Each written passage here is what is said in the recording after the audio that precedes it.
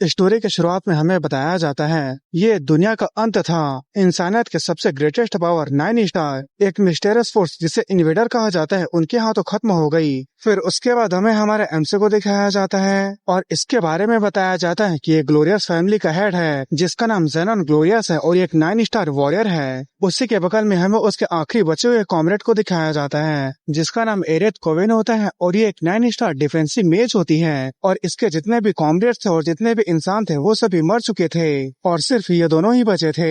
फिर जेनन कहता है एरेथ डिफेंस करने की तरफ ध्यान दो। फिर एरेथ कहती है तुम क्या करने वाले हो। फिर जेनन कहता है क्या ये बात साफ साफ नहीं है कि मैं उस कमीनों को मारने वाला हूँ। फिर दिखाया जाता है उसके सामने एक काफी बड़ा डेथ नाइट खड़ा होता है। फिर एरेथ कहते हैं हम सभी 9 स्टार वॉरियर मिलकर भी उसे हरा नहीं पाए। फिर जेनन कहता है अब हमारे पास पीछे हटने का कोई भी कारण नहीं है। फिर वो अपने जगह से जंप करता है और पहले वो होली लाइट स्टाइल का 9th फॉर्म फिर उसके बाद 10th फॉर्म को यूज करता है। उसे देखकर एरेथ कहती है वो सच में अभी तक हार नहीं माना है। फिर दिखाया जाता है जेनन डेथ नाइट के पास पहुंच गया था और उसके ऊपर अटैक करने वाला था, पर तभी डेथ नाइट अपने पास से किसी तरह के रेड फ्लेम को रिलीज करता है और इस रेड फ्लेम की वजह से जेनन को दिक्कत हो रहा था, इसलिए वो सामने की तरफ एक स्लैश करता है जिससे वो रेड फ्लेम हट जाता है। पर इसी मौके का फायदा उठाकर वो डेथ नाइट जेनन के ऊपर अटैक करने वाला होता है। उसे देखकर जेनन भी अपने शॉट को पकड़ते हुए कहता है एरेथ तैयार हो जाओ। फिर एरेथ भी ठीक है कहते हुए अपने वॉन्ड को उठाती है और किसी तरह के मैजिक को करती है जिसके आसपास के चट्टान हवा में उड़ने लगते हैं और उन्हीं चट्टानों के ऊपर जंप करते हुए जेनन साइड हट जाता है जिससे उस डेथ नाइट का अटैक जेनन को नहीं लगता है। फिर उसके बाद जेनन जंप करके सीधा उस डेथ नाइट के पास चले जाता है और उसके ऊपर अपने शॉट से अटैक करके उसके बगल से गुजर जाता है। उसे देखकर एरेथ कहते हैं ये तो काफी पावरफुल टेक्निक है और एक पल के लिए उसे भी लग रहा था कि वो डेथ नाइट खत्म हो गया है, पर अगले ही पल दिखाया जाता है उस डेथ नाइट को एक खरोच तक नहीं आया होता है। उसे देखकर जेनन अपने अटैक को चार्ज करते हुए कहता है ये अभी खत्म नहीं हुआ है, पर अगले ही पल वो खून खांसने लगा था क्योंकि उसने अपने काफी ज्यादा पावर को यूज कर लिया था। और एरेथ भी कह रही थी कि तुम्हारी बॉडी अब लिमिट पर आ चुकी है, तुम्हारी बॉडी इससे ज्यादा नहीं सह सकती। पर जेनन अपने अटैक को चार्ज करते हुए कहता है मुझे इससे फर्क नहीं पड़ता। उसे देखकर एरेथ भी समझ जाती है कि इससे समझाने का कुछ फायदा नहीं है। फिर उसके बाद वो जेनन के ऊपर प्रिजन लाइट का यूज करती है जिस वजह से जेनन के पैर के नीचे एक मैजिक सर्कल बन जाता है और इस मैजिक सर्कल की वजह से वो अपने जगह से बिल्कुल भी हिल नहीं पा रहा था। उसे देखकर जेनन कहता है एरेथ तुम ये क्या कर रही हो। फिर एरेथ कहती है तुम इस दुनिया को बचाने की आखिरी उम्मीद हो, इसलिए मैं तुम्हें मरने नहीं दे सकती। फिर जेनन चिल्लाते हुए कहता है तुम ये क्या बकवास कर रही हो, अगर हम इसे अभी नहीं मार पाए तो बाद में वैसे भी हम सभी मारे जाएंगे। फिर एरेथ कहते हैं इसलिए मुझे तुम्हारे ऊपर यकीन है, मैं जानती हूँ कि तुम इस फ्यूचर को बदल सकते हो। फिर उसके बाद वो अपने कपड़े के अंदर से एक पॉकेट वॉच को निकालते हुए कहती है ये मेरे फैमिली का एक मैजिक टूल है जिसे जनरेशन टू जनरेशन अगले सक्सेसर को दिया गया है। फिर दिखाया जाता है एरेथ ने डेथ नाइट के ऊपर भी मैजिक का यूज किया था जिससे वो डेथ नाइट हिल नहीं पा रहा था। फिर वो जेनन के पास आते हुए कहती है अभी एक्सप्लेन करने का समय नहीं है, जेनन मुझसे वादा करो अगली बार उन कमीनों को अपनी मनमर्जी मत करने देना, इसे उन सभी के लिए करो जो लोग मर चुके हैं। इतना कहने के बाद उस पॉकेट वॉच से रोशनी निकलने लगती है और वो रोशनी जेनन को कवर करने लगती है और एरेथ कहती है कि मैं इंसानियत को बचाने की आखिरी उम्मीद तुम्हारे ऊपर छोड़ती हूँ। पर वहीं जेनन को एरेथ की कुछ भी बात समझ में नहीं आ रही थी। फिर उसके बाद हमें उस मैजिक सर्कल को दिखाया जाता है जिसने डेथ नाइट को रोक रखा था, वो भी अब टूटने वाला था। फिर एरेथ कहती है गुड बाय जेनन। उसके बाद एक बड़ा सा ब्लास्ट होता है और एक लाइट का बीम आसमान की तरफ जाने लगता है। फिर हमें उस डेथ नाइट को दिखाया जाता है जो उस मैजिक सर्कल के ऊपर अटैक करता है जिससे वो मैजिक सर्कल टूटा तो नहीं था पर इसका इम्पैक्ट काफी ज्यादा था जिसके चपेटे में एरेथ आ गई थी। और इसी के साथ उस पॉकेट वॉच को दिखाया जाता है जो जमीन पर गिर जाता है और टूट जाता है। और वहीं पर हमें एरेथ को दिखाया जाता है जो जमीन पर पड़े हुए आखिरी सांस ले रही थी और सोच रही थी लगता है ये काम कर गया। ये एक मिस्टिक पॉकेट वॉच है, ये एक ऐसी रेलिक है जिसमें गॉड की पावर है और ये पावर रीइंकार्नेशन की है। मुझे पता है तुम वापस पास्ट में लौटोगे और एक नए रूप के साथ अपने लाइफ को दोबारा शुरू करोगे। तुम ही एकमात्र वो आदमी हो जिसके पास इतनी ताकत है जो आने वाले इस फ्यूचर को बदल सकता है, प्लीज इस दुनिया को बचा लो। और इसी के साथ वो डेथ नाइट अटैक करने वाला होता है और एरेथ मरते हुए सोच रही थी अगर मेरी ये इच्छा पूरी हो जाती है तो मैं उम्मीद करती हूँ अगली बार मैं तुम्हारा दिल जीत पाऊंगी। और इसी के साथ वोडेथ ने तो वहां पर अटैक करके उसे खत्म कर देता है। फिर उसके बाद हमें एक मेंशन का सीन दिखाया जाता है जहां ज़ेनोन इसी बॉडी में रीइंकार्नेट हो गया था और वो उड़ते ही एरेथ का नाम लेने लगता है और वो अपने सिर को पकड़ते हुए सोचने लगता है मेरा सिर बहुत दर्द कर रहा है, आखिर मैं कहाँ पर हूँ, क्या ये एक नोबल का ई स्टेट है, क्या ये एरेथ के मैजिक टूल का इफेक्ट है, लेकिन मुझे बहुत अजीब लग रहा है। फिर तभी एक मेट दरवाजा खोलते हुए आती है और कहती है क्या कुछ हुआ है। उसे देखकर ज़ेनोन कहता है मुझे अपना वेपन दो, मुझे इन्वेडर्स के खिलाफ फाइट करने के लिए जाना है। फिर वो मेट कहती है क्या इन्वेड करना, क्या फाइट करना, आप किसकी बात कर रहे हैं मास्टर नोआ, क्या आपको कोई बुरा सपना आया है। तो गाइस अब से इस ज़ेनोन की जगह नोआ बोलेंगे। फिर ज़ेनोन कहता है मास्टर नोआ ये कौन है और तुम कौन हो। फिर वो मेड कहती है मैं मेड हूँ और मेरा नाम लीडिया है। फिर नोआ अपने हाथ को छूते हुए सोचने लगता है ये मेरी बॉडी नहीं है, आखिर मेरे साथ क्या हुआ है, क्या मैंने किसी की बॉडी को पोजेस कर लिया है। फिर उसके बाद वो लीडिया से पूछता है मैं कहाँ हूँ और मैं कौन हूँ। उसकी बातें सुनकर लीडिया कहती है मास्टर नोआ आपको क्या हुआ है। फिर लीडिया उसके पास आते हुए कहती है क्या आपका तबीयत फिर से खराब हो गया है। फिर नोआ लीडिया के कंधों पर हाथ रखते हुए कहता है तुम बस मेरे सवाल का जवाब दो। फिर लीडिया कहते हैं ये स्टेट डास्कुल फैमिली का है और आप डास्कुल फैमिली के चौथे बेटे मास्टर नोआ डास्कुल हैं।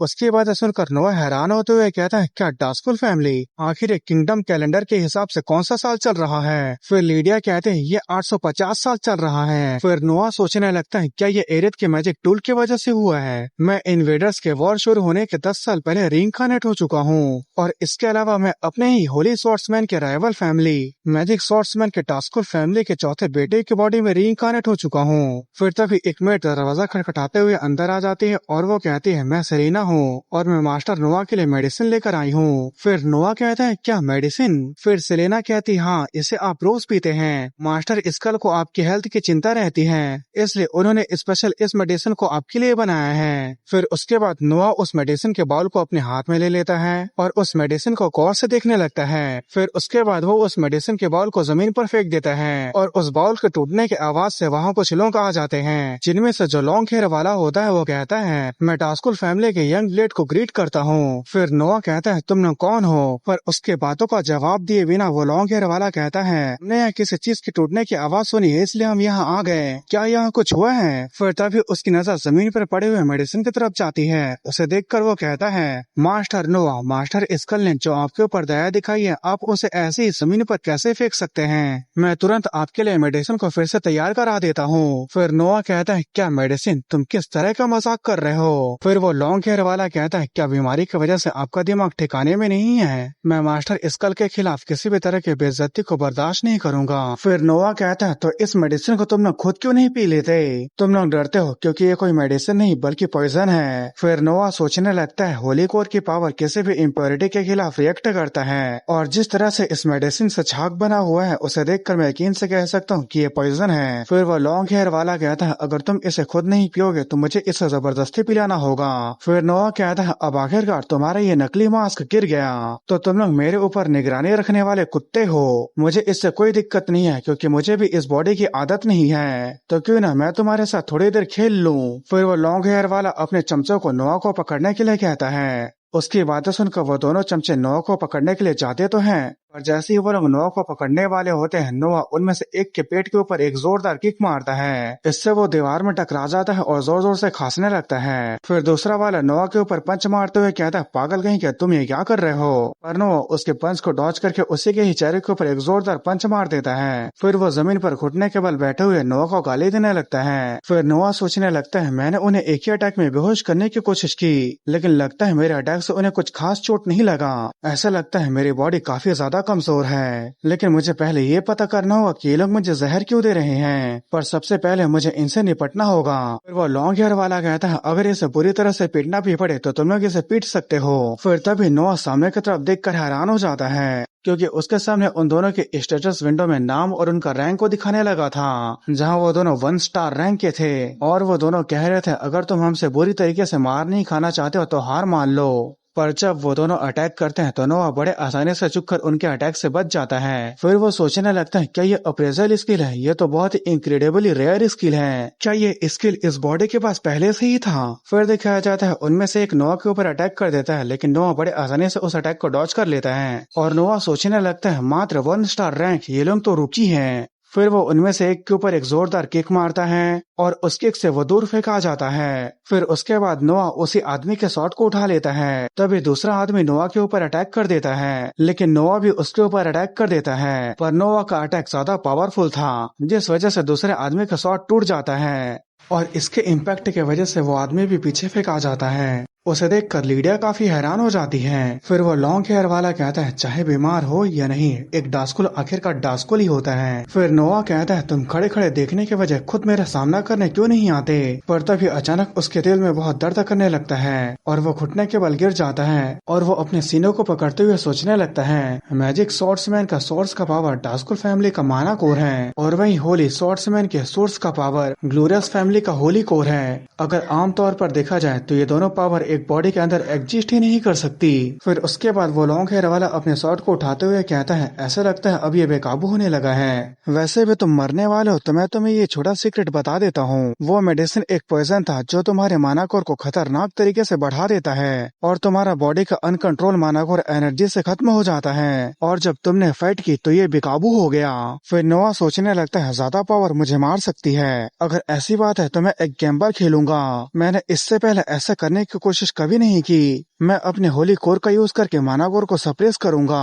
फिर दिखाया जाता है नोआ के अंदर से होली पावर और माना दोनों रिलीज हो रहा होता है। फिर वो लॉन्ग हेयर वाले अपने शॉट को उठाते हुए कहता है, ये बस एक बेकार सा स्ट्रगल है। फिर वो युआन स्टाइल का फर्स्ट फॉर्म वॉइड शिफ्ट को यूज करता है, जिसकी वजह से उसके अंदर से काफी ज्यादा रेड कलर का माना रिलीज होने लगता है और वो बहुत ही तेजी से नोआ के पास पहुंचकर उसके ऊपर अटैक कर देता है, पर नोआ ने उसके अटैक को ब्लॉक कर लिया था। फिर वो लॉन्ग हेयर वाला कहता है, ये देखकर हैरानी होती है कि तुम मेरे अटैक पर रिएक्ट कर पाए। फिर नोआ कहता है, क्या तुम माना कोर के टेक्निक को भी यूज कर सकते हो? कम से कम तुम्हारी शॉर्ट्समैनशिप उन दोनों से बेहतर तो है। फिर दिखाया जाता है इसका नाम ऑस्कर ग्रे होता है और इसकी फिजिकल एबिलिटी और शॉर्ट्समैनशिप 3 स्टार रैंक की होती है और माना को 2 स्टार रैंक का होता है। फिर ऑस्कर कहता है, आखिर तुम्हारे जैसे कचरे की हिम्मत कैसे हुई उल्टा मुझे जवाब देने की। फिर नोआ सामने की तरफ अपने शॉट से एक अटैक करता है, लेकिन ऑस्कर उस अटैक को डॉज कर लिया था और वो पीछे से नोआ के ऊपर अटैक कर देता है, लेकिन नोआ भी उसके अटैक को ब्लॉक कर देता है। फिर ऑस्कर नोआ के ऊपर कई सारे अटैक करता है, लेकिन नोआ उन सभी अटैक को ब्लॉक कर लेता है और नोआ उसके ऊपर अटैक करके ऑस्कर को पीछे धकेल देता है। फिर नोआ सोचने लगता है, अब उसके कुछ अटैक्स को ब्लॉक करने के बाद मुझे कुछ पता चला है। वॉइड शिफ्ट एक ऐसी टेक्निक है जो गायब होने के लिए माना कोर की एनर्जी का यूज करती है, पर अगर ये फाइट लंबी चलती है तो ये मेरे बॉडी के लिए बुरा हो सकता है। फिर ऑस्कर कहता है, आखिर तुम्हारी बहादुरी का क्या हुआ? तुम तो अभी से ही हाफने लगे हो। फिर नोआ कहता है, और तुम इतना घबराए हुए क्यों हो? तुम तो अच्छे से बात करने का दिखावा भी नहीं कर पा रहे हो। फिर ऑस्कर अटैक करते हुए कहता है, बदतमीज बच्चे कहीं के,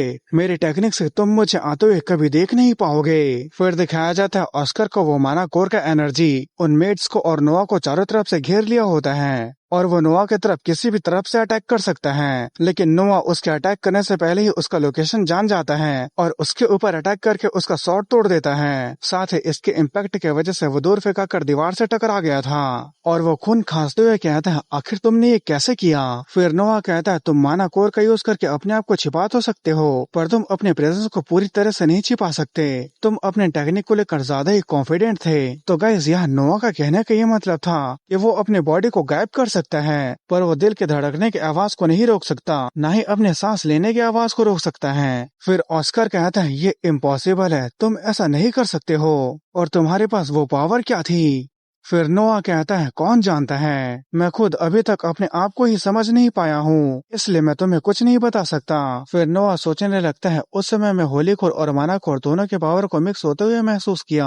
होली कोर जिसे असल में मैं पोजेस करता हूँ और माना कोर जो इस बॉडी का है वो कंबाइन हो गया। अगर मैं इस पावर को मास्टर कर लेता हूँ तो शायद मैं इस दुनिया को बदल सकता हूँ। एरिथ, तुम्हारा शुक्रिया, अब मुझे उम्मीद की एक नई किरण दिखाई दे रही है। फिर वो दोनों मेट्स कहते हैं, मास्टर नोआ, कहीं आपको चोट तो नहीं लगी? क्या हम डॉक्टर को बुलाएं? फिर नोआ कहता है, मैं ठीक हूँ, पर इससे ज्यादा इम्पोर्टेंट है आखिर वो क्या है? फिर हमें दिखाया जाता है वहाँ पर एक ड्रैगन के जैसा दिखने वाला एक छोटा सा पेट होता है और उसने अपने मुंह में एक लेटर को पकड़ा होता है। फिर लीडिया उस लेटर को लेते हुए कहती है, अभी के फैमिली हेड लॉर्ड विक्टर ने आपको बुलाया है। ये लेटर ये कंफर्म करने के लिए है कि आप सक्सेशन बैटल में पार्टिसिपेट करना चाहते हैं या नहीं। फिर नोआ उस लेटर को निकालते हुए सोचने लगता है, क्या सक्सेशन बैटल, क्या ये कोई ऐसी चीज है जिसे डास्कुल फैमिली के हर किसी को पता होना चाहिए? मुझे फ्यूचर के लिए इस पर ध्यान देना होगा। फिर नोआ पूछता है क्या तुम लोगों को सक्सेशन बैटल के बारे में पता है? फिर सेलेना कहती हाँ, डास्कुल फैमिली को सर्व करने वाले हर किसी को इसके बारे में पता है। सक्सेशन बैटल एक ऐसी फाइट है जिसमें डास्कुल फैमिली को और भी ज्यादा मजबूत बनाया जाता है। दूसरे शब्दों में ये एक दूसरे के मानकों को लेने की फाइट है जिसमें सिबलिंग्स एक दूसरे से फाइट करते हैं और जो ताकतवर होता है वो कमजोर से मानकों को छीन लेता है और आखिर में जो सबसे ज्यादा ताकतवर होता है उसे ही अगली फैमिली हेड की कुर्सी मिलती है। फिर नोआ सोचने लगता है इस सक्सेशन बैटल की वजह से मुझे पॉइजन पिलाया जा रहा था। फिर लीडा कहते हैं मास्टर नोआ क्या आप सक्सेशन बैटल में पार्टिसिपेट करेंगे? फिर नोआ स्माइल करते हुए कहता है तुम्हें जल्दी पता चल जाएगा।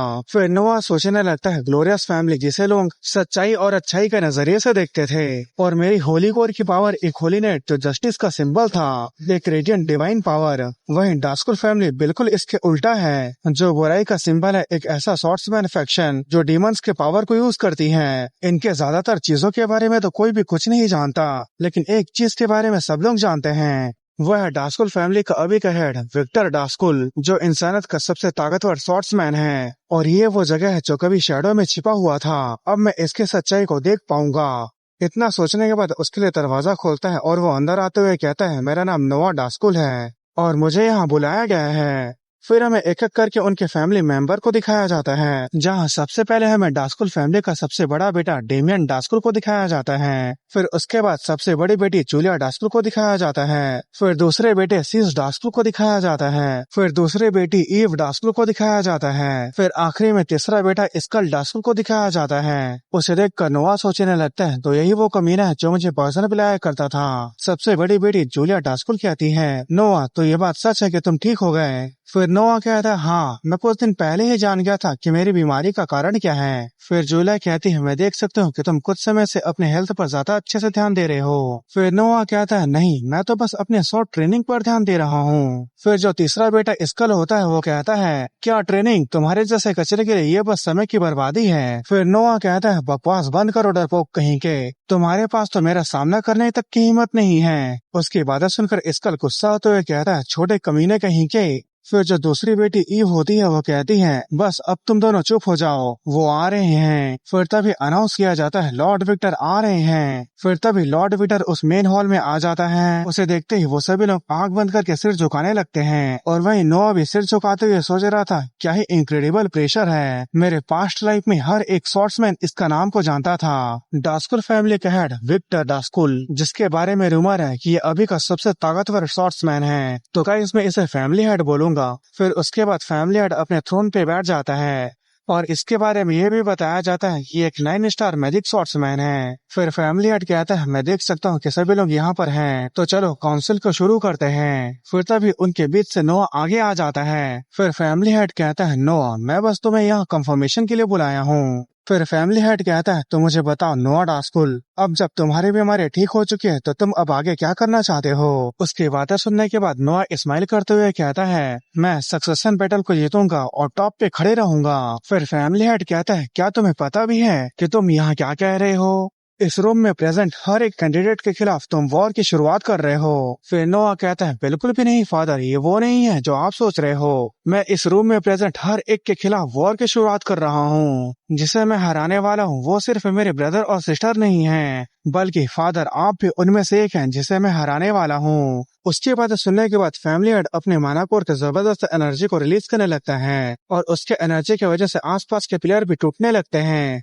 उसे देखकर नोआ सोचने लगता है तो ये है विक्टर की मानाकोर की पावर। फिर फैमिली हेड कहता है क्या इसका मतलब ये नहीं है कि तुम मेरे पावर को भी सरपास करना चाहते हो, मेरे से भी ज्यादा ताकतवर बनना चाहते हो? फिर नोआ कहता है हाँ, मैं इसे करके दिखाऊंगा। फिर फैमिली हेड कहता है तो मुझे बताओ तुम इतना पावर किस लिए चाहते हो? फिर नोआ कहता है ताकि कोई भी मुझसे कभी भी किसी चीज को छीन ना सके। उसकी बातें सुनने के बाद फैमिली हेड स्माइल करने लगता है और अपने थ्रोन से खड़े होते हुए कहता है मुझे ये पसंद आया, तुम्हारे पास डास्कुल फैमिली के एक मेंबर के तौर पे काफी अच्छा एम्बिशन है। आज से नोआ डास्कुल तुम सक्सेशन बैटल को ज्वाइन करते हो। अगर कोई भी इस फैसले के खिलाफ है तो वो आगे आ सकता है। पर फैमिली हेड की बातें सुनने के बाद वो सभी लोग चुप होते हैं और वहीं स्कल को इस बात से गुस्सा आ रहा होता है। फिर फैमिली हेड कहता है नोआ डास्कुल तुम्हें ताकत की भूख रखनी है। फिर उसके बाद हमें कुछ दिनों बाद का सीन दिखाया जाता है जहाँ ट्रेनिंग ग्राउंड में वुडन डमी से नोआ अपने स्वॉर्डमैनशिप की प्रैक्टिस कर रहा था। फिर नोआ सोचने लगता है मेरी फिजिकल कंडीशन पहले से बहुत ज्यादा बेहतर हो चुकी है, पर अभी भी मैं उस लेवल पर हूँ जहाँ मुझे फाइट करने में काफी मुश्किलों का सामना करना पड़ता है। और इसके अलावा मेरी होली कोर और माना कोर का कंबाइन होने के बाद मैं पहले की तरह फाइट नहीं कर सकता।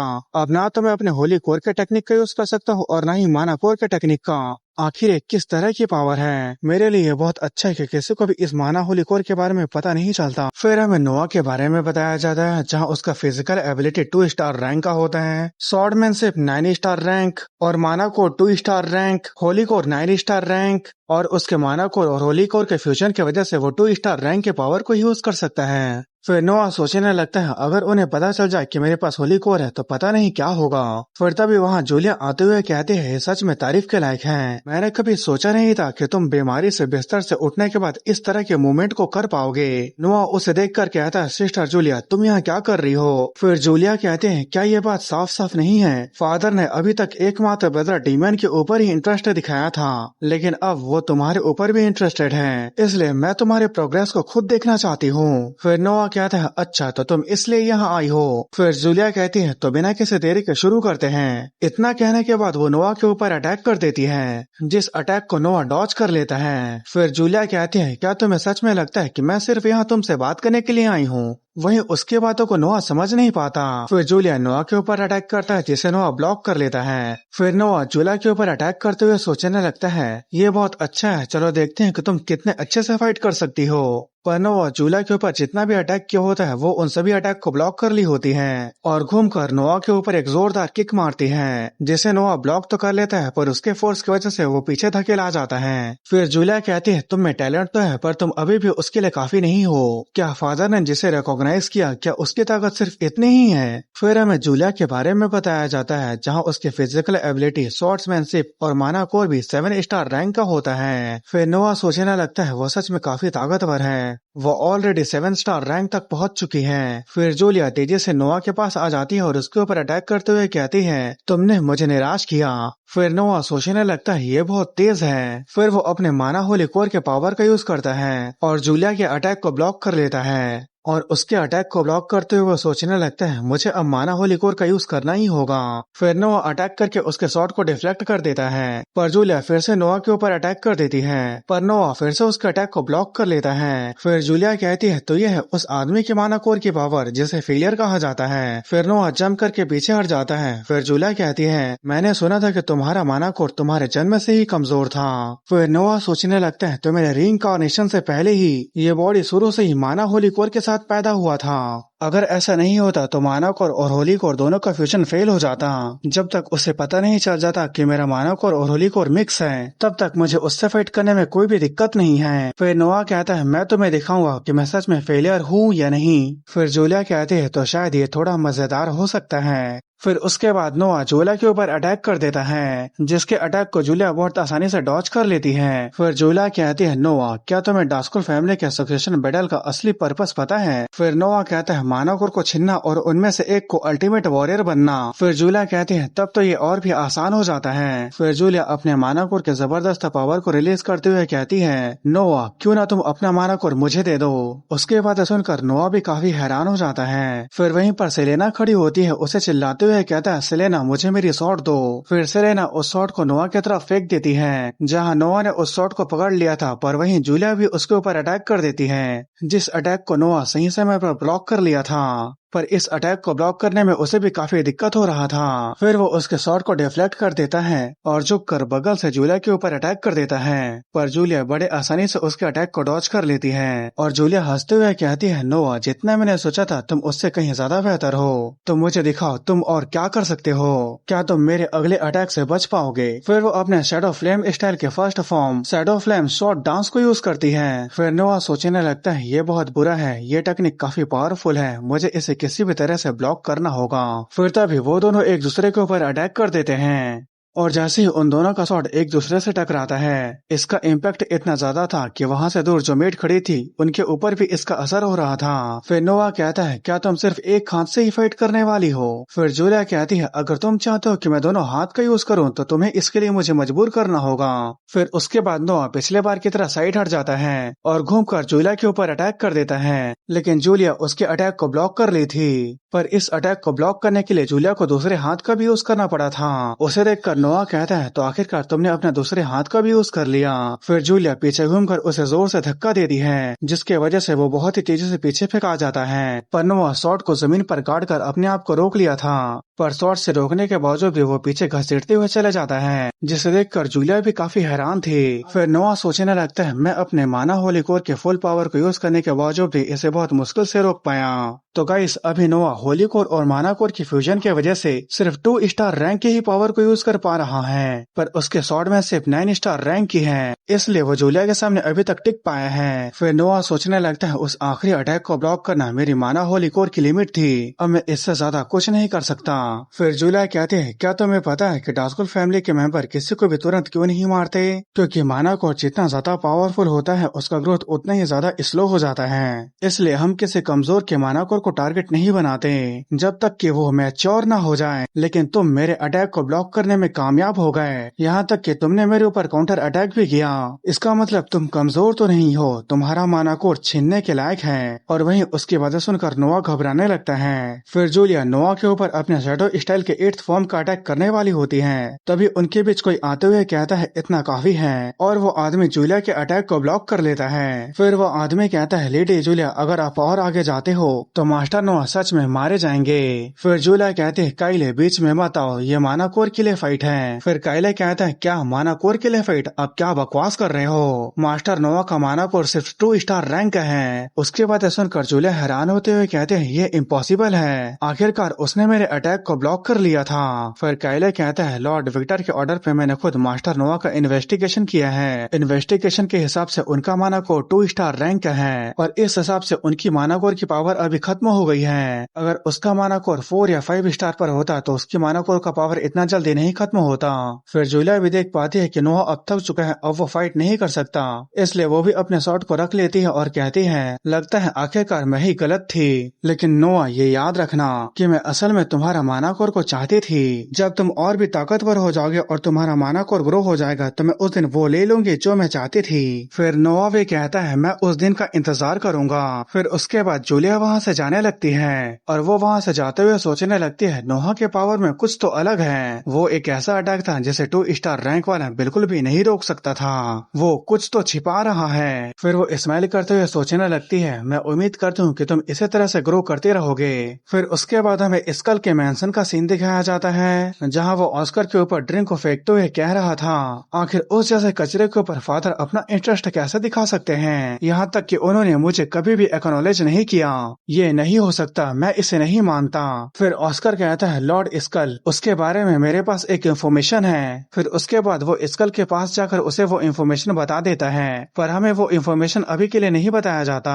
उसके बाद सुनने के बाद स्कल स्माइल करते हुए कहता है, ये बहुत बढ़िया है, अभी अभी मेरे दिमाग में एक इंटरेस्टिंग चीज आया है, तुम बस थोड़ा इंतजार करो नोआ, मैं ही वो होऊंगा जो एक सक्सेशन बैटल से तुम्हें घसीट कर बाहर निकालेगा। इस एपिसोड के शुरुआत में काइले कहता है, देर से मुझे अपने इंट्रोडक्शन देने के लिए माफ कर देना, मेरा नाम काइले है और अब से मैं आपका नया इंस्ट्रक्टर हूँ। फिर नोआ कहता है, क्या इंस्ट्रक्टर? फिर काइले कहता है, हाँ, लॉर्ड विक्टर नहीं चाहते कि आप सक्सेशन बैटल से जल्दी बाहर निकल जाएं। फिर नोआ सोचने लगता है, तो वो चाहता है कि जितने समय तक मैं बिस्तर पर पड़ा हुआ था उस समय की मैं भरपाई करूं। फिर उसके बाद वो काइले के ऊपर अप्रेजल स्किल का यूज करता है। फिर हमें काइले के इंफॉर्मेशन को दिखाया जाता है, जहाँ उसकी physical ability 7 star rank, swordsman सिर्फ 8 स्टार रैंक और माना कोर 6 स्टार रैंक का होता है। फिर नोआ सोचने लगता है, एक इंस्ट्रक्टर के हिसाब से इसकी स्किल काफी अच्छी है। फिर नोआ कहता है, क्या हम अभी से ट्रेनिंग शुरू करेंगे? फिर काइले कहता है, हाँ, ये एक ऑप्शन है, पर लॉर्ड विक्टर ने आपको एक ऑर्डर दिया है। फिर उसके बाद काइले एक लेटर को नोआ को देता है, नोआ उस लेटर को पढ़ने के बाद कहता है मुझे मानापुल को इन्वेस्टिगेशन करना होगा और इसे क्लियर करना होगा। फिर हमें बताया जाता है मानापुल एक ऐसा डेंजरस स्टेट होता है जिस समय माना कॉन्सेंट्रेशन बहुत ज्यादा बढ़ जाता है। ऐसे फ्रेंजिड मॉन्स्टर जिन्हें लॉर्ड के नाम से जाना जाता है उन्हें मारने से कुछ समय के लिए इसे ठीक किया जा सकता है। फिर वो स्माइल करते हुए सोचने लगता है लेकिन मैं इस सिचुएशन को अपने फायदे के लिए यूज करूंगा। फिर उसके बाद हमें थोड़ी देर बाद कुछ लोगों को दिखाया जाता है जो लोग मॉन्स्टर को मार रहे होते हैं और वहीं पर नोआ होता है जो उनसे कहता है लगे रहो और इस इलाके के सभी मॉन्स्टर को खत्म कर दो। फिर वही लोग जो लोग मास्टर को मार रहे थे वो लोग आपस में बात करने लगते हैं उसकी बातों को इग्नोर करो, वैसे भी वो हमसे कमजोर है। फिर दूसरा कहता है रूमर है कि वो सिर्फ अभी 2 स्टार रैंक पर है इसलिए वो डर रहा होगा। फिर तीसरा कहता है हम उससे ज्यादा ताकतवर हैं, हम तो 3 स्टार रैंक पर हैं। और वहीं काइले भी सोच रहा होता है कमजोर मॉन्स्टर को मारने के बजाय जल्दी से आगे की तरफ बढ़ना ज्यादा बेहतर होगा।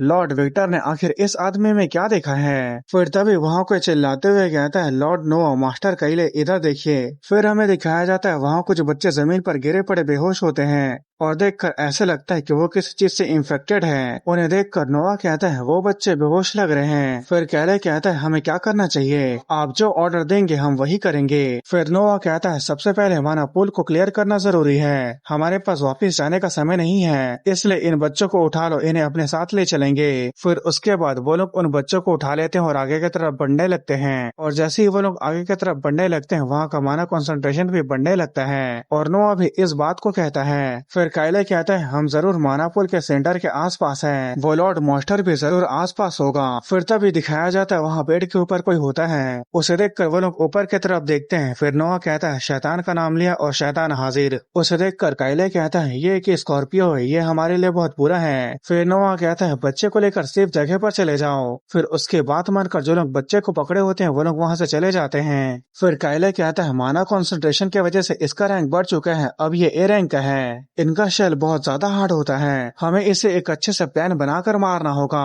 पर तभी वो स्कॉर्पियो अटैक कर देता है। उसे देखकर नोआ कहता है सभी लोग सावधान हो जाओ, वो अटैक कर रहा है। फिर वो स्कॉर्पियो जहाँ पर अटैक किया होता है उस जगह से सभी लोग साइड हट जाते हैं। फिर जो लोग इस अटैक से बचे होते हैं वो लोग कहते हैं ये काफी ताकतवर है और काफी तेज है। पर तभी नोआ उस स्कॉर्पियो की तरफ जाने लगता है। उसे देखकर जो लोग थोड़ी देर पहले उसका मजाक उड़ा रहे थे वो लोग कहते हैं लॉर्ड नोआ ये बहुत खतरनाक है, आप सिर्फ 2 स्टार रैंक के हैं, आप उसका सामना नहीं कर सकते। फिर दिखाया जाता है वो स्कॉर्पियो अपने मुंह से पॉइजन को भी रिलीज कर रहा था, लेकिन नोआ बिना डरे अटैक करने के लिए आगे की तरफ बढ़ रहा होता है, शायद होली कोर की वजह से उसके ऊपर पॉइजन असर ना कर रहा हो। फिर उसके बाद वो दोनों एक दूसरे के ऊपर अटैक कर देते हैं और नोआ के अटैक से उस स्कॉर्पियो का पंजा डिफ्लेक्ट हो जाता है। उसे देखकर उसी की बेइज्जती करने वाले लोग हैरान हो जाते हैं। फिर उसके बाद वो स्कॉर्पियो अपने स्ट्रिंगर से वेनम को शूट करता है, पर नोआ उनसे भी वेनम से बचते हुए स्कॉर्पियो की तरफ बढ़ रहा था। फिर उसके बाद वो स्कॉर्पियो अपने स्ट्रिंगर को ही शूट कर देता है जो सीधा नोआ के पास आ रहा था।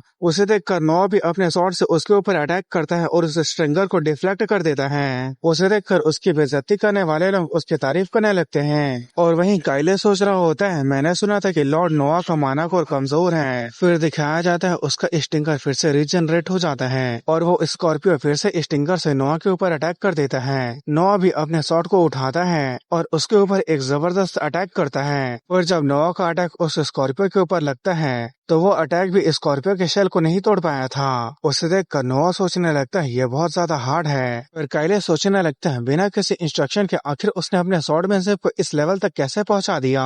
फिर उसके बाद नोआ उस स्कॉर्पियो के स्टिंगर के अटैक को डिफ्लेक्ट करते हुए कहता है काइले मुझे तुम्हारी मदद चाहिए। फिर काइले भी उसके सामने आ जाता है। फिर नोआ कहता है क्या तुम कुछ समय के लिए इसे रोक सकते हो? फिर काइले भी कहता है ठीक है, इसे मेरे ऊपर छोड़ दीजिए।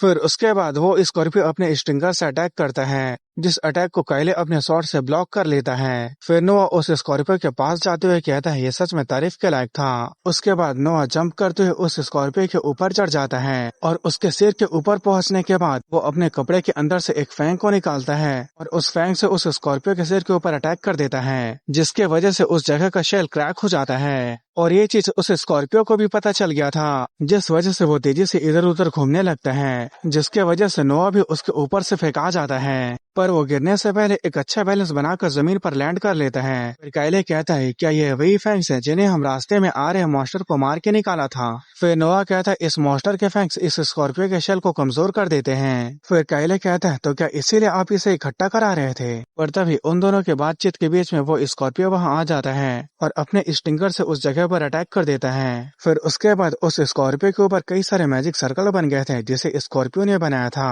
और उस मैजिक सर्कल का पॉइजन अटैक काइले और नोआ की तरफ जाने लगता है। फिर उसके बाद काइले अपने magic sword style third form को यूज करता है जिसका नाम था डीमन बैरियर एरे, जिस वजह से उनके सामने एक प्रोटेक्टिव बैरियर बन जाता है जो उन पॉइजन अटैक को रोक लेता है। फिर तभी नोआ की नजर उसी क्रैक हुए शेल की तरफ जाती है। उसे देखकर नोआ कहता है अब ये बिल्कुल सही समय है। फिर उसके बाद नोआ उस स्कॉर्पियो के पास जाने लगता है। उसे देखकर स्कॉर्पियो उसके ऊपर अटैक तो करता है पर नोआ उन सभी अटैक से बचते हुए जंप करके उस स्कॉर्पियो के ऊपर आ गया था। फिर उसके बाद वो जूलिया के अटैक को याद करते हुए सोचने लगता है चलो देखते हैं कि मैं इसे कर सकता हूँ या नहीं। फिर उसके बाद वो जूलिया का attack light shadow short dance को यूज करता है और उस स्कॉर्पियो के ऊपर अटैक कर देता है। साथ ही वो स्कॉर्पियो भी अपने पंजे से नोआ के ऊपर अटैक करता है पर वो स्कॉर्पियो नोआ के अटैक के सामने नहीं टिक पाता और उस स्कॉर्पियो के टुकड़े टुकड़े हो जाते हैं। उसे देखकर थोड़ी देर पहले बेइज्जती करने वाले लोग उसकी तारीफ करते हुए कहते हैं तो ये है लॉर्ड नोआ की असली ताकत। फिर दूसरा कहता था आखिर ये टेक्निक कैसे थी और क्या कोई 2 स्टार रैंक का ऐसा कुछ कर भी सकता है। फिर नोआ सोचने लगता है मैंने अपने माना होली कोर का यूज करके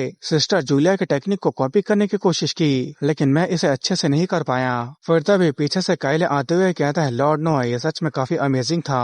फिर नोआ कहता है मैं सफाई के काम को तुम्हारे ऊपर छोड़ता हूँ। फिर उसके बाद वो जाने लगता है। उसे देखकर काइले कहता है लॉर्ड नोआ आप कहाँ जा रहे हैं। फिर नोआ कहता है मुझे बस थोड़ा सा काम है। फिर उसके बाद वो जंगल में अंदर की तरफ जाने लगता है और वो जाते हुए सोचने लगता है इस समय माना पुल अभी भी एक मिस्ट्री है लेकिन मैं इसके सच्चाई को जानता हूँ। अगर कोई मैजिक टूल जो इतना ज्यादा पावरफुल हो जाता है कि वो माना को अपनी तरफ खींचने लगता है तो इस वजह से माना पुल बनता है और माना पुल बनने का असली कारण यही है जो लोगों को अभी तक पता नहीं है। फिर उसके बाद नोआ चलते चलते एक बड़े से पेड़ के पास आ जाता है जिसके जड़ के पास कोई चीज चमक रहा था और नोआ अपने शॉट से वहीं पर एक अटैक कर देता है। अटैक करने के बाद वहां पर से एक रिंग निकलता है। उस रिंग को हाथ में पकड़ने के बाद नोआ कहता है मैंने इसे ढूंढ लिया।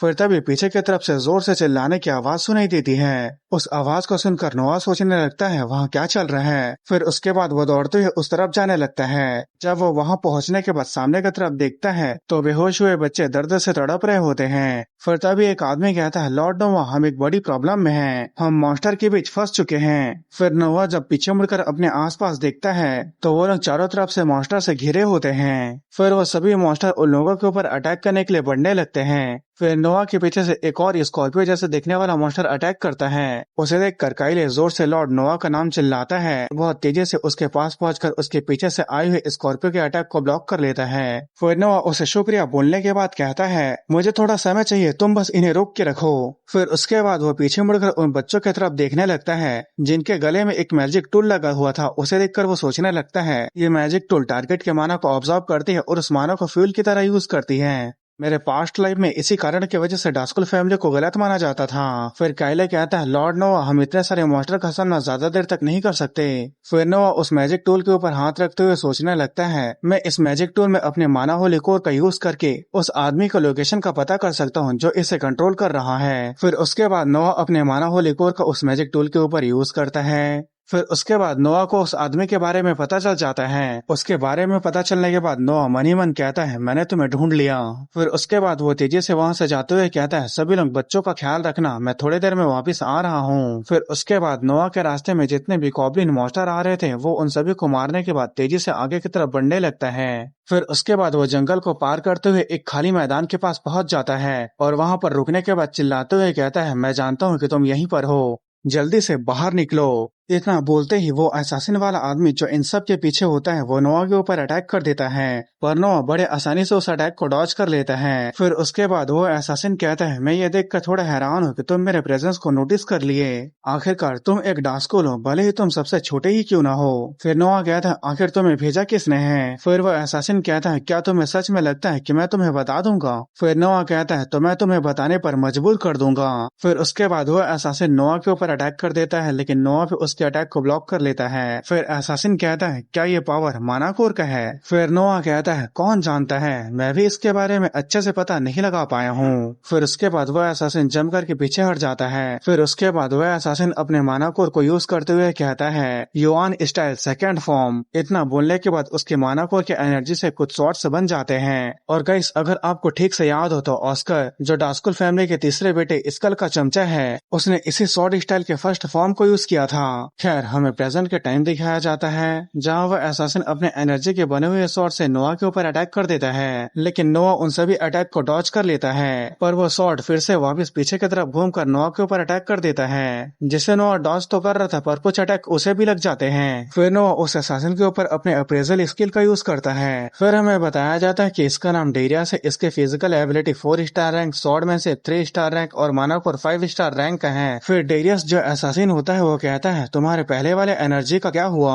फिर नोआ सोचने लगता है उसका स्वॉर्डमैन से मानाकोर के कंट्रोल के कंपेयर में काफी बेकार है, अगर मैं उसके करीब पहुंच जाता हूँ तो मैं उसे हरा सकता हूँ। इतना बोलने के बाद वो बहुत ही तेजी से उस असैसिन के पास जाने लगता है और जो उसके एनर्जी से बने हुए स्वॉर्ड से नोआ उन सभी अटैक को अपने स्वॉर्ड से डिफ्लेक्ट कर रहा होता है। फिर वो एक बड़ा जंप करने के बाद उसके बहुत ही करीब पहुंच जाता है और डेरियस के ऊपर अटैक कर देता है। और डेरियस उस अटैक को ब्लॉक करते हुए कहता है ये कितना ज्यादा प्रेडिक्टेबल है, इसे संभालना आसान है। फिर डेरियस के जो एनर्जी से बने हुए स्वॉर्ड्स थे वो नोआ के ऊपर अटैक करने के लिए आने लगते हैं। फिर उसके बाद नोआ फिर से जूला के अटैक को करने वाला होता है, पर ये वाला अटैक पिछले से बिल्कुल अलग था और नोआ के इस अटैक का नाम डार्क लाइट शिफ्ट था।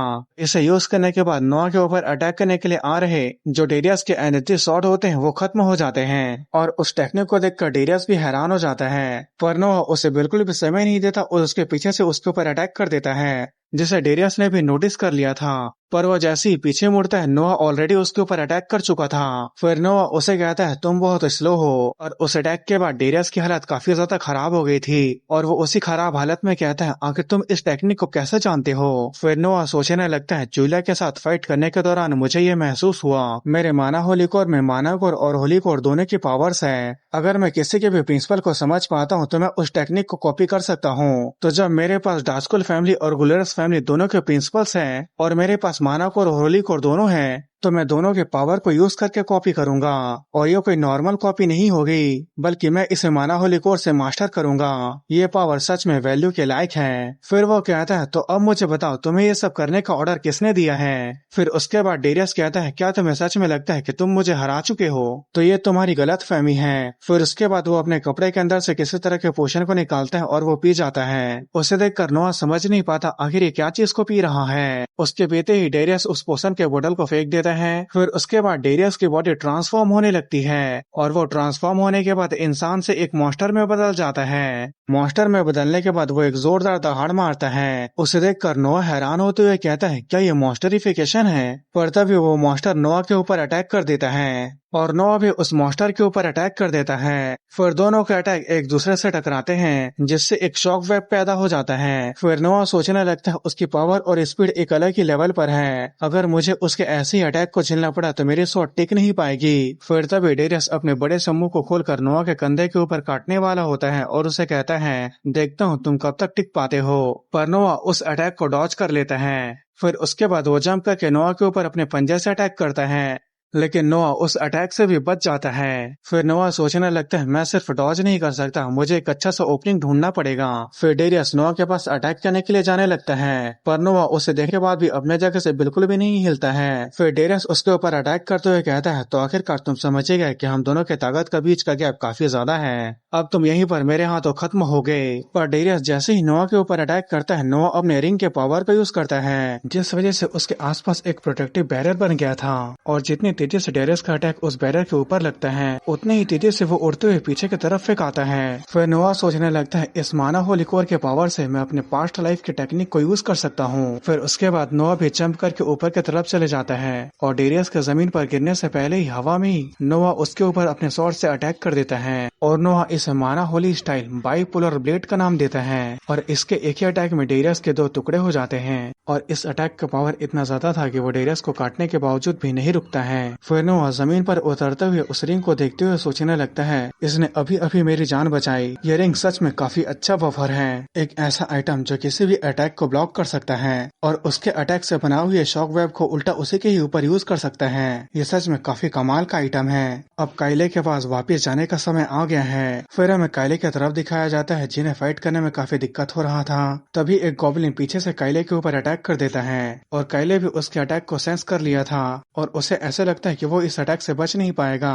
तभी वो गॉब्लिन काइले के ऊपर अटैक नहीं करता और सिर्फ वो गॉब्लिन ही नहीं बल्कि वहाँ जितने मॉन्स्टर थे वो सभी अटैक करना बंद कर देते हैं और वापस जाने लगते हैं। उसे देखकर वो लोग बात करने लगते हैं, ये हो क्या रहा है। फिर तभी वहाँ पर नोआ आते हुए कहता है, क्या सभी लोग ठीक हैं? फिर काइले कहता है, हाँ हमने इसे मैनेज कर लिया।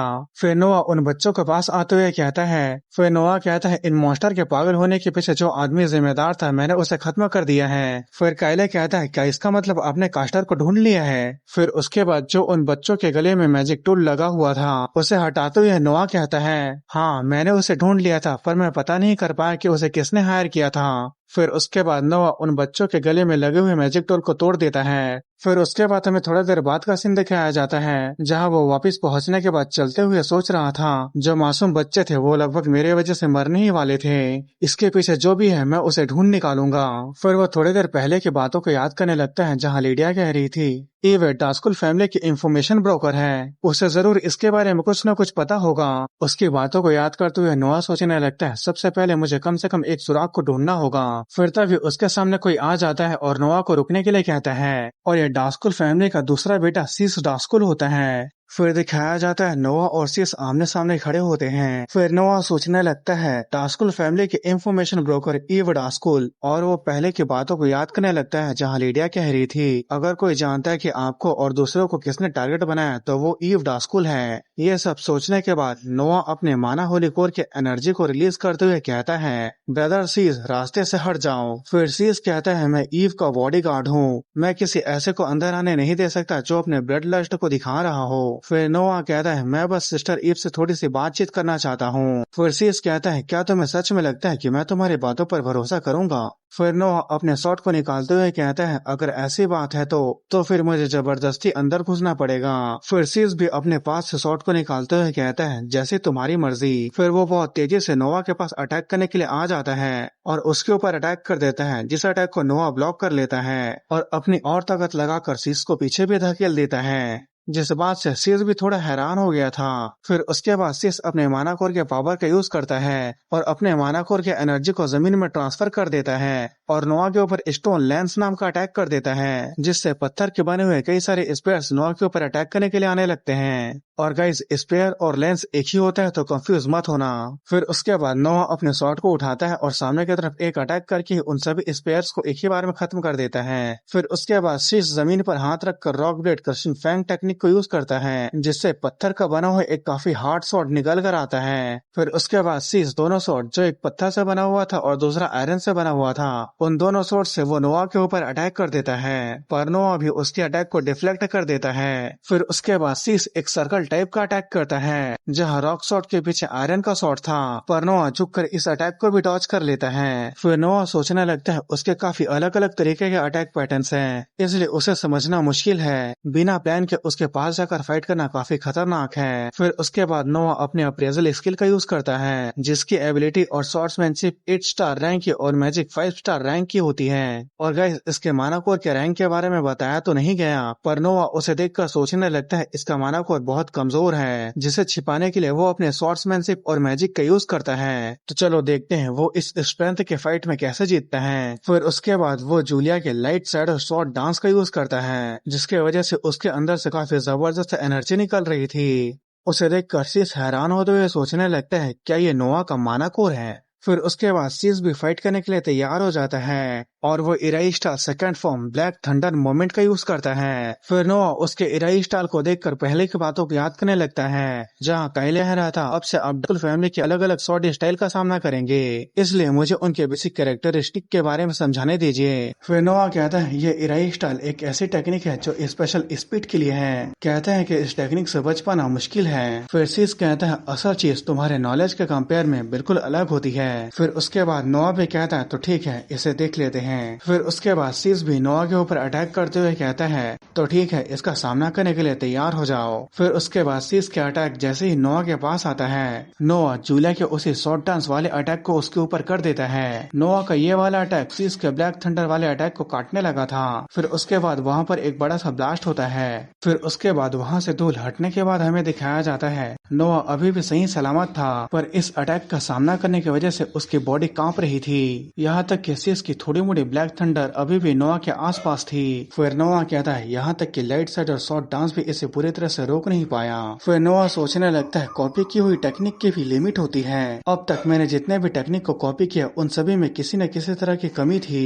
जितना जल्दी हो सके मुझे अपने माना होली कोर का यूज करके अपने टेक्निक को मास्टर करना होगा, पर इसकी शुरुआत को मैं कैसे करूँ। फिर तभी पीछे से कोई चिल्लाते हुए कहती है बस इतना काफी है, और ये कहने वाली डास्कुल फैमिली की दूसरी बेटी ईव डास्कुल होती है। फिर हमें थोड़ा देर बाद का सीन दिखाया जाता है जहाँ ईव पूछ रही होती है आखिर ये फाइट करने का कारण क्या है। फिर सीस कहता है क्योंकि इसमें से ब्लड लस्ट निकल रहा था, इसलिए आपके बॉडीगार्ड के तौर पे मैं इसे अंदर आने नहीं दे सकता था। फिर नोआ कहता है डास्कुल फैमिली का एक मेंबर किसी के लिए बॉडीगार्ड का काम क्यों कर रहा है। फिर ईव कहती है मैं कोई ऐसी टाइप की नहीं हूँ जो फाइट करे। फिर सीस कहता है मैं तुम्हें ये बता दूं कि ईव सक्सेशन बैटल में नहीं है। फिर नोआ कुछ कहने वाला होता है तभी ईव कहती है तो तुम ये जानना चाहते हो कि उस असैसिन को किसने हायर किया था।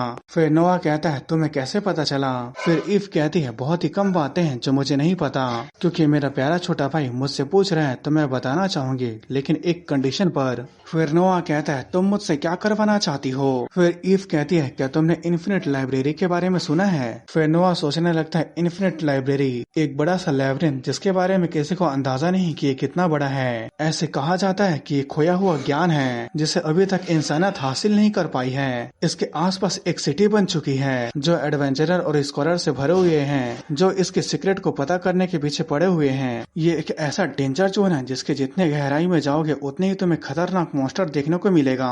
फिर ईव कहती है मैं चाहती हूँ कि तुम वहाँ जाओ और यूएन नाम की किताब को लेकर आओ, मैं यूएन के बुक को चाहती हूँ। उसके बाद सुनने के बाद नोआ सोचने लगता है मैंने इस बुक के बारे में सुना है, मेरे पास्ट लाइफ में ये वही बुक था जिसने मैजिक थ्योरी में एक नया रेवोल्यूशन लेकर आया था। इसके थ्योरी की वजह से इन्वेडर्स के खिलाफ वॉर में अनगिनत लोगों की जान बचाई गई। भले ही आखिर में दुनिया नहीं बच पाई, लेकिन अगर मैं इसे पहले ही पालूं तो कुछ चीजों को बदला जा सकता है। फिर नोआ खड़े होते हुए कहता है ठीक है मैं समझ गया, मैं इस बुक को ले आऊंगा। फिर उसके बाद वो दोनों हाथ मिलाते हुए कहते हैं तो ठीक है ये एक डील रहा। उसके बाद हमें थोड़ी देर बाद का सीन दिखाया जाता है जहाँ नोआ और उसकी मेट कैरेस से जा रहे थे और वो लोग कैरेस से एक आर्किनियन नाम के जगह पर पहुंच जाते हैं। फिर उसके बाद नोआ वहां से अकेले उतर जाता है और जाते हुए सोच रहा होता है इन्फिनिट लाइब्रेरी का लेआउट इतना ज्यादा कॉम्प्लेक्स है, कहते हैं कि कोई वहां खो गया तो वो दोबारा वहां से बाहर नहीं निकल पाएगा, इसलिए यूएन के बुक को खोजने के लिए मुझे एक ऐसे गाइड की जरूरत पड़ेगी जो इन्फिनिट लाइब्रेरी को अच्छे से जानता हो। फिर वहीं एक पतली गली होता है और नोआ उसी गली के अंदर जाने लगता है। फिर उसके बाद हमें दूसरी तरफ ईव डास्कुल का सीन दिखाया जाता है जहाँ वो आराम से चाय पी रही थी। फिर तभी उसके रूम के बाहर कोई होता है जो किसी को अंदर आने के लिए कहता है। फिर उसके बाद ईव के रूम के अंदर कोई आ जाता है और ये डास्कुल फैमिली का तीसरा बेटा स्कल डास्कुल होता है जो कहता है मुझे नोआ के बारे में कुछ पूछना है। उसकी बातों को सुनने के बाद भी ईव आराम से चाय पीने लगती है। फिर वो कहती है तुम्हारा मुझसे मिलने आना बहुत ही रेयर है। फिर स्कल कहता है सिस्टर मैं कुछ समय के लिए तुम्हारे पावर को उधार लेने की उम्मीद कर रहा था, वैसे क्या ब्रदर सीस अभी यहाँ पर नहीं है। फिर ईव कहती है फादर के अर्जेंट रिक्वेस्ट की वजह से वो बाहर गया है। फिर स्कल कहता है अच्छा ऐसी बात है, इसका मतलब कोई भी यहाँ नहीं है जो तुम्हें प्रोटेक्ट कर रहा है। फिर ईव कहती है मेरे पास कैपेबल सबऑर्डिनेट है, मैं ठीक रहूंगी। तो तुम ये बताओ तुम्हें नोआ के बारे में किस तरह की इंफॉर्मेशन चाहिए थी। फिर स्कल कहता है जैसे कि आपसे उम्मीद थी आप सीधा बात करना पसंद करते हैं। नोआ अभी अभी बिस्तर से उठा है, फिर भी उसके पास सिस्टर जूलिया से फाइट करने की ताकत है। मैं ये जानना चाहता हूँ कि उसके ताकत के पीछे का सीक्रेट क्या है। फिर ईव कहती है आखिरकार तुम्हारा सबसे बेस्ट असासिन भी उसके हाथों मारा गया। फिर स्कल कहता है जैसे कि सिस्टर ईव से उम्मीद थी तुम्हें सभी के इंफॉर्मेशन के बारे में पता है। फिर ईव कहती है मुझे माफ कर देना, मैं तुम्हारी इसमें मदद नहीं कर सकती। मैं कोई भी ऐसा इंफॉर्मेशन नहीं दे सकती जो सक्सेशन बैटल को बदल सकता है। फिर ईव सोचने लगती है अगर मैं किसी एक की मदद करती हूँ तो बाकी लोग मुझे मारने के पीछे पड़ जाएंगे, इसलिए मेरे लिए बेहतर होगा कि मैं सक्सेशन बैटल में किसी की भी मदद ना करूँ। फिर स्कल कहता है क्या तुम ये कह रही हो कि तुम मेरी मदद नहीं करोगी? फिर ईव कहती है क्या तुम्हें सच में लगता है कि तुम मेरे जान को जोखिम में डालने की कीमत दे सकते हो? फिर स्कल हंसते हुए कहता है क्या कीमत? फिर वो खड़े हो जाता है और इविल स्माइल करते हुए कहता है तुम्हें जल्द ही पता चल जाएगा।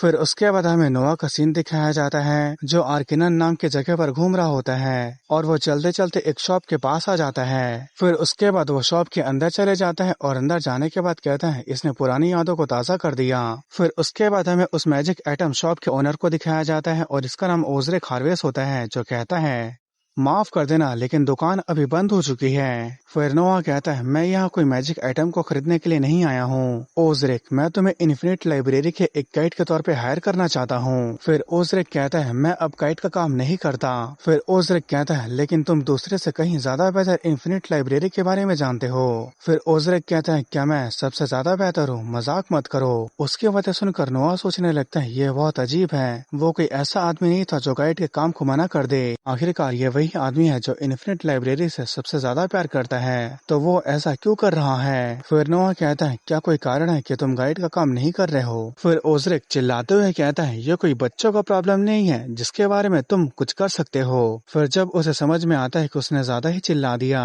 वो अपने सिर को पकड़ते हुए कहता है मुझे माफ कर देना, मैं थोड़ा परेशान हूँ। फिर तभी उसके शॉप के अंदर कोई आते हुए कहता है तुमसे मिले हुए काफी लंबा समय हो गया नोआ, अब क्या तुम ठीक हो? और ये कहने वाली जूलिया होती है जिसे देखकर नोआ भी थोड़ा हैरान होता है। फिर जूलिया कहती है मैं एक मिशन पर थी, अचानक से मैंने तुम्हें देखा, इसलिए मैंने ये फैसला किया कि मैं ये देखूंगी कि तुम कहाँ जा रहे हो। उसके बाद सुनने के बाद नोआ सोचने लगता है क्या इसे पीछा करना नहीं कहेंगे, पर उसे देखकर ओजरिक उसके पास आते हुए कहता है क्या तुम्हारा नाम जूलिया है? क्या तुम सच में डास्कुल फैमिली के जूलिया डास्कुल हो? फिर जूलिया भी हाँ कहती है। फिर उसके बाद ओजरिक नोआ को कहता है हे बच्चे, तो तुम नोआ डास्कुल हो? ठीक है, मैं गाइड के काम को करने के लिए तैयार हूँ, लेकिन एक कंडीशन पर कि जूलिया डास्कुल को हमारे साथ आना होगा।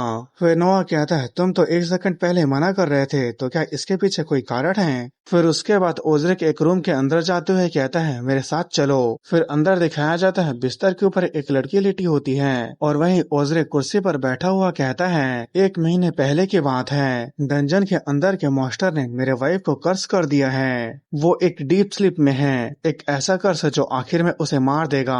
किसी भी कर्स को खत्म करने का सबसे आसान तरीका जिसने कर्स को कास्ट किया है उसे मार देना है, लेकिन मैंने इसके लिए जितने भी स्किल्ड एडवेंचरर को काम पर रखा वो सभी उस मॉन्स्टर के हाथों मारे गए। फिर उसके बाद ओजरिक खड़े होकर सिर झुकाते हुए कहता है इसलिए मैं आपसे रिक्वेस्ट कर रहा हूँ जूलिया डास्कुल, आपका स्किल एक अलग ही लेवल पर है, प्लीज मेरे साथ डंजन में चलिए और मेरे वाइफ को बचा लीजिए। तो गाइस यहाँ पर जिस डंजन की बात की जा रही है वो शायद इन्फिनिट लाइब्रेरी है। फिर जूलिया कहती है मुझे कोई दिक्कत नहीं है, लेकिन क्या नोआ मॉन्स्टर को मारने में हमारी मदद करेगा? मैं तुम्हें एक्शन में देखना चाहती हूँ और यही मेरे इस काम को करने का कंडीशन है। उसके बाद सुनकर नोआ सोचने लगता है जरूर उसे शक है मेरे पावर को लेकर। फिर उसके बाद नोआ कहता है ओजरिक, गाइड के तौर पर मैं तुम्हारे ऊपर भरोसा कर रहा हूँ। फिर ओजरिक भी कहता है आप इस काम को बेझिझक मेरे ऊपर छोड़ सकते हैं। फिर उसके बाद वो लोग उस बड़े से बिल्डिंग जो इन्फिनिट लाइब्रेरी है वहाँ पर पहुँच जाते हैं। फिर नोआ कहता है क्या एक मिशन पर रहते हुए यहाँ किसी और काम को करना ठीक रहेगा? फिर जूलिया कहते है ठीक है, इसमें कोई दिक्कत की बात नहीं है। इसके अलावा मैं तुम्हारे सीक्रेट को जानना चाहती हूँ। फाइट के दौरान जो मुझे महसूस हुआ उसके बारे में मैं सोचने से रोक नहीं पा रही हूँ।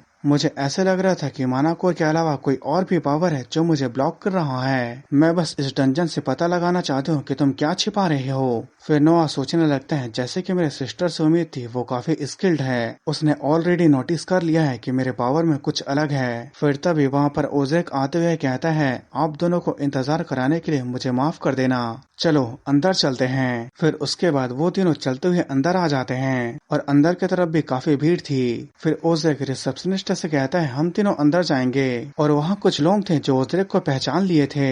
उसे देखकर वो लोग बात करने लगते हैं क्या ओजरिक के साथ जो आए हैं वो लोग उसके नए शिकार हैं? अब गाइस वो लोग ऐसा इसलिए कह रहे थे क्योंकि ओजरेक के साथ जो भी एडवेंचरर जाता है वो मारा जाता है। फिर उसके बाद वो लोग एक दरवाजे के पास पहुंच जाते हैं और ओजरेक कहता है ये इन्फिनिट लाइब्रेरी का एंट्रेंस है। फिर उसके बाद वो अपने हाथ से धक्का देकर उस दरवाजे को खोल देता है। दरवाजा खुलने के बाद जूलिया सामने की तरफ देखते हुए कहती है तो ये इन्फिनिट लाइब्रेरी ये सच में काफी ज्यादा बड़ा है। अब मुझे समझ में आया कि तुम्हें एक गाइड की जरूरत क्यों थी, क्योंकि ये बिल्कुल एक भूल भुलैया के जैसे है। फिर तभी नोआ सामने की तरफ देखकर हैरान हो जाता है क्योंकि उनके सामने पास्ट लाइफ वाले इन्वेडर्स और उनका बॉस डेथ नाइट था और इसके अलावा एक चट्टान पर खड़ा हुआ एक नाइट था। उसे देखकर नोआ सोचने लगता है जब मैं पास्ट लाइफ में आया था तो मैं इस पर ध्यान नहीं दिया था, पर ये कुछ ऐसा है जो फ्यूचर के इन्वेडर से जुड़ा हुआ है। शायद मुझे यहाँ कुछ ऐसा मिल सकता है जो उसे फ्यूचर में हराने में मेरी मदद कर सकता है। तो चलो चलते हैं, मेरा गोल बुक ऑफ प्रोफाउंडिटी है। और गाइस बुक ऑफ प्रोफाउंडिटी यूएन के बुक का नाम है। फिर उसके बाद हमें इन्फिनिट लाइब्रेरी के फर्स्ट फ्लोर का सीन दिखाया जाता है। फिर नोआ पूछता है तुम्हें क्या लगता है यूएन का बुक कहाँ होगा।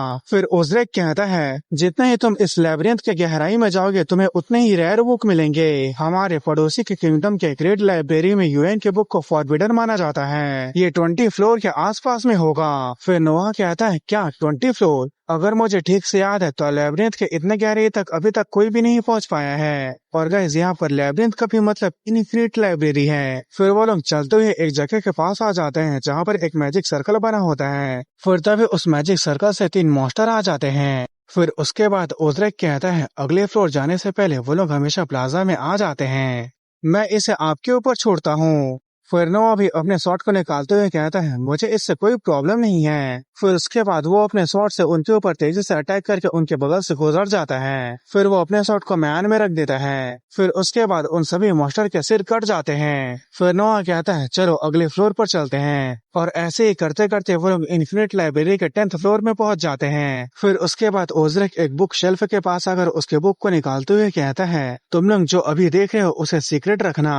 उस बुक को वहाँ से हटाते ही उस बुक शेल्फ से एक सीक्रेट रास्ता खुल जाता है और उनके सामने पहले की तरह अगले फ्लोर में जाने के एक मैजिक सर्कल बना होता है। फिर ओजरेक कहता है ये एक शॉर्टकट रास्ता है। फिर उसके बाद वो तीनों उस मैजिक सर्कल के ऊपर खड़े हो जाते हैं। फिर उसके बाद वहाँ से तेज रोशनी निकलती है और वो लोग 19वां फ्लोर में पहुंच जाते हैं। फिर नोआ कहता है हम कहाँ हैं? फिर ओजरेक कहता है हम 19 फ्लोर के प्लाजा के बिल्कुल सामने हैं, बस हमें इस प्लाजा को पार करना है फिर हम 20 फ्लोर पहुंच जाएंगे। फिर जूलिया आगे चलते हुए कहती है तो बस अगला मॉन्स्टर आने ही वाला है। फिर वो लोग उस मैजिक सर्कल की तरफ आगे बढ़ रहे होते हैं। तभी उस मैजिक सर्कल से एक पेड़ टाइप का दिखने वाला मॉन्स्टर बाहर निकलने लगता है और इस मॉन्स्टर के कई सारे आंखें और एक मुंह होता है। उसे देखने के बाद ओजरेक हैरान होते हुए कहता है ये तो एल्डर ट्रेंट है, पिछली बार जब मैं यहाँ आया था तो ये सिर्फ एक लो टायर का जियांट ट्रेंट था। फिर जूलिया कहती है इससे कोई दिक्कत नहीं है। फिर ओजरेक कहता है ये एक ऐसा मॉन्स्टर है जिसे हराने के लिए कई सारे एस रैंक पार्टीज की जरूरत पड़ती है, तुम दोनों मिलकर इसे बिल्कुल भी नहीं हरा सकते। फिर जूलिया कहती है क्या हम दोनों मिलकर? आखिर तुमने ये कैसे सोच लिया? फिर जूलिया अपने शॉट को निकालते हुए कहती है मैं अकेले ही इसके लिए काफी हूँ। फिर उसके बाद वो तेजी से दौड़ते हुए उस मॉन्स्टर के पास अटैक करने के लिए जाने लगती है। उसे अपने तरफ आता देखकर वो मॉन्स्टर भी अपने वाइन से जूलिया के ऊपर अटैक कर देता है, पर जूलिया उसके सभी वाइन के अटैक को डॉज करते हुए उस मॉन्स्टर के पास आ जाती है और अपने शॉट से उसके ऊपर अटैक कर देती है, पर उल्टा जूलिया के ही शॉट डिफ्लेक्ट हो जाता है। फिर वो जंप करके पीछे आ जाती है और कहती है ये काफी हार्ड है। फिर ओजरेक कहता है इसके ब्रांचेस और ट्रंक्स स्टील से भी ज्यादा हार्ड है, इस शॉट बिल्कुल भी नहीं काट सकती, हमें इसे हराने के लिए एक मेज की जरूरत पड़ेगी। इतना ही कहने के बाद उस मॉन्स्टर के वाइन जूलिया को जकड़ने लगते हैं और जूलिया को वो मॉन्स्टर कुछ ही समय में पूरी तरह से जकड़ भी लेता है। उसे देखकर नोआ सिस्टर चिल्लाते हुए अपने शॉट को निकालते हुए उसके पास जाने वाला होता है, पर तभी जूलिया जिसे वाइन से उस मॉन्स्टर ने कैद करके रखा था वो वाइन बहुत तेजी से गर्म होने लगती है और वहाँ से धुआं भी निकलने लगता है। फिर अगले ही पल वहाँ पर ब्लास्ट होता है और उस मॉन्स्टर के वाइन के टुकड़े टुकड़े हो जाते हैं और यहाँ पर जूलिया ने शैडो स्टाइल 5th फॉर्म का यूज किया था और साथ ही वो अपने शैडो फ्लेम ब्लैक आर्मर को भी पहनी हुई थी। उसे देखकर नोआ हैरान होते हुए कहता है क्या एक फ्लेम का आर्मर? फिर उसके बाद जूलिया अपने शॉट को उठाते हुए कहती है shadow flame style 1st form, shadow flame shot dance. फिर उसके बाद वो मॉन्स्टर जूलिया के ऊपर अपने वाइन से अटैक कर देता है, लेकिन जूलिया उसके अटैक को डॉज कर लेती है। फिर वो मॉन्स्टर जूलिया के ऊपर लगातार अटैक करता है और जूलिया उन सभी अटैक को डॉज करते हुए उस मॉन्स्टर के पास आ जाती है और उसके ऊपर पहले एक वर्टिकल अटैक करती है। फिर उसके बाद वो हॉरिजॉन्टल अटैक करके उस मॉन्स्टर को बीच से 2 टुकड़ों में काट देती है। फिर जूलिया उस मॉन्स्टर को मारने के बाद कहती है भले ही वो कितना भी हार्ड हो, पर वो इतना भी हार्ड नहीं है कि मेरा ब्लेड उसे काट नहीं सकता। फिर उसके बाद ओज़रिक चिल्लाते हुए कहता है वो अभी भी खत्म नहीं हुआ है। फिर उसके बाद हमें उस मॉन्स्टर के उसी वंश को दिखाया जाता है जो जूलिया के हाथ पैर को फिर से जकड़ लेता है, और वो पहले की ही तरह फिर से उसे पूरी तरह से जकड़ने वाला होता है। फिर जूलिया कहते हैं सच में इस मॉन्स्टर की रीजनरेशन पावर काफी तेज है, लगता है जब तक मैं इसे पूरी तरह से जला नहीं देती तब तक ये खत्म नहीं होगा। फिर उसके बाद वो shadow flame style third form का यूज करती है, जिसका नाम सुनकर नोआ ओज़रिक के हाथ को पकड़ता है और तेजी से उसे लेकर वहां से जाने लगता है। फिर हमें जूलिया को दिखाया जाता है जिसके ऊपर वो मॉन्स्टर अटैक करने वाला होता है। फिर तभी वहां पर एक काफी बड़ा ब्लास्ट होता है, और इस ब्लास्ट का पावर इतना ज्यादा था कि वहां से भागने के बावजूद भी उसके फोर्स से नोआ और ओज़रिक फेंका जाते हैं। फिर नोआ सामने की तरफ देखते हुए कहता है वो उसके रीजनरेशन को रोकने के लिए उसे पूरी तरह से जला रही है। फिर उसके बाद वहां से जूलिया निकलते हुए दिखाई देती है, इसका मतलब उसने मॉन्स्टर को खत्म कर दिया है। फिर जूलिया अपने शॉट को म्यान में रखते हुए कहती है चलो अब हमें आगे की तरफ बढ़ना चाहिए। वहीं उसे देखकर ओज़रिक कहता है ये अनबिलीवेबल है, उसने अकेले एक एल्डर ट्रेंड को खत्म कर दिया। और वहीं नोआ भी सोच रहा होता है शैडो फ्लेम स्टाइल ये अटैक करने का काफी अच्छा शॉट स्टाइल है, ये एनर्जी को जल्दी खत्म कर देती है और ये एंडोरेंस के लिए बढ़िया नहीं है, पर कोई भी इस शॉट स्टाइल के टक्कर का नहीं है। मैंने सिर्फ इसके बारे में सुना था लेकिन मुझे लगा नहीं था कि ये इतना ज्यादा इनक्रेडिबल होगा। फिर उसके बाद वो लोग प्लाजा के अंदर आ जाते हैं और वो लोग 19th फ्लोर से 20th फ्लोर में पहुंच जाते हैं। 20th फ्लोर में पहुंचने के बाद वो लोग वहाँ के बुक्स को देखने लगते हैं। फिर तभी नोआ हैरान हो जाता है क्योंकि उसे यूएन की बुक मिल गई थी। फिर वो इस बात को उन दोनों को बता देता है। फिर जूलिया कहती है अब हमें बस उस मॉन्स्टर को मारना है जिसने इसके वाइफ को कर्स किया है। फिर ओज़रिक कहता है ये वही फ्लोर है जिसमें मैंने उस मॉन्स्टर को देखा था, अगर हम आसपास देखेंगे तो हमें वो मिल जाएगा।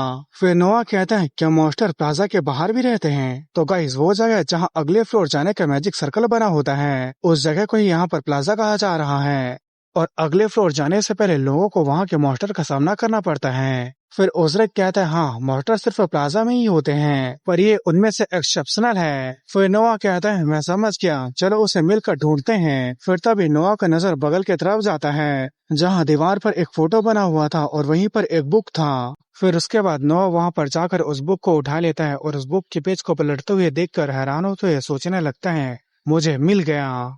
फिर तभी अचानक से उसे किसी अजीब तरह की आवाज सुनाई देती है, जिसे सुनने के बाद वो और जूलिया अपने शॉट को निकालकर फाइट करने के लिए तैयार हो जाते हैं। फिर उसके बाद एक बुक शेल्फ के पीछे से उस फ्लोर का मॉन्स्टर आ जाता है। उसे देखने के बाद ओज़रिक चिल्लाते हुए कहता है ये वही मॉन्स्टर है, ये वही कमीना है जिसने मेरे वाइफ को कर्स किया है। फिर दिखाया जाता है उस मॉन्स्टर के पास भी एक वेपन होता है और उससे वो उन लोगों के ऊपर अटैक कर देता है। फिर नोआ कहता है तैयार हो जाओ सिस्टर, अब समय आ चुका है मॉन्स्टर को हंट करने का।